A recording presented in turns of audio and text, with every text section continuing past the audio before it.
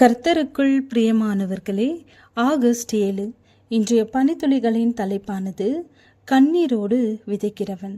வசனம் பிரசங்கி 11வது அதிகாரம் 6வது வசனம். காலையிலே உன் விதையை விதை, மாலையிலே உன் கையை நெகிழ விடாதே. அதுவோ இதுவோ எது வாய்க்குமோ என்றும் இரண்டும் சரியாய் பயன்படுமோ. ஒரு ஊரில் நல்ல மனதுடைய இறை பக்தியுடைய பண்ணையார் வாழ்ந்து வந்தார். அந்த ஊரில் அவருக்கு நிறைய நிலங்கள் இருந்தன. அந்த விளைநிலங்களில் எல்லாம் சிறப்பாக விவசாயம் செய்தார். கிராமத்தில் உள்ள ஏழை மக்கள் அனைவருக்கும் தன் வயலில் வேலை கொடுத்தார். விளைச்சல் அதிகமாக இருந்தது. தானியங்கள் மலை போல் குவிந்திருந்தன. பண்ணையார் வேலை ஆட்களை நோக்கி தானியங்களை கூடையில் எடுத்து சேமிப்பு கிடங்குக்கு கொண்டு செல்ல வேண்டும் என உத்தரவிட்டார். அதிகமான வேலை ஆட்கள் இருந்தனர்.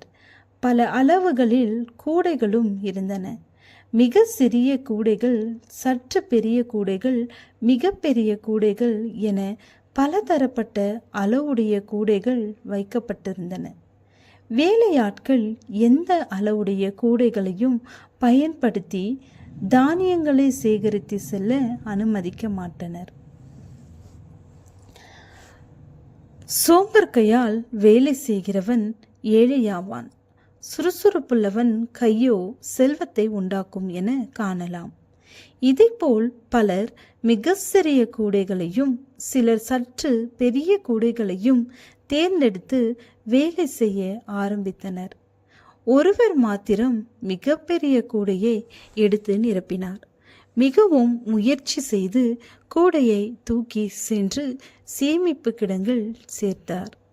மாலை வரை வேலையாட்கள் வேலை செய்தனர். மிக பெரிய கூடையை வைத்து வேலை செய்தவர் கேலிக்கும் பரியாசத்திற்கும் ஆளானார். பண்ணையார் கூலி கொடுக்கும்படியாய் களத்திற்கு வந்தார். அனைத்து வேலையாட்களும் தங்களுக்கு எவ்வளவு கூலி கிடைக்கும் என ஆர்வத்தோடு அவர்களின் முகத்தை பார்த்து கொண்டிருந்தனர். வேலையாட்கள் தாங்கள் வேலை செய்த கூடை நிறைய தானியங்களை எடுத்து செல்லலாம், அதுவே அவர்களின் கூலி என கூறினார். பலருடைய முகம் வாடியது. ஒருவர் மாத்திரம் ஆனந்தத்தில் துள்ளி குதித்தார். தான் பணி செய்த மிகப்பெரிய கூடை நிறைய தானியங்களை சேகரித்தார். மகிழ்ச்சியோடு வீடு சென்று தன் குடும்பத்தை மகிழ செய்தார். தேவன் தன் பிள்ளைகள் அனைவருக்கும் ஊழிய கட்டளையை கொடுத்து இருக்கிறார். இயேசுவின் சீடர்களில் ஒருவரான தோமா கிபி 52 இந்தியாவிற்கு வந்து ஊழிய கட்டளையை நிறைவேற்ற பாடுகளையும் துன்பங்களையும் அனுபவித்தார். இதோ சீக்கிரமாய் வருகிறேன், அவனவனுடைய கிரியைகளின்படி அவனவனுக்கு நான் அளிக்கும் பலன் என்னோடு கூட வருகிறது. வெளிப்படுத்துதல் 22வது அதிகாரம் 12வது வசனம். உழைப்போம், ஜெயிப்போம்.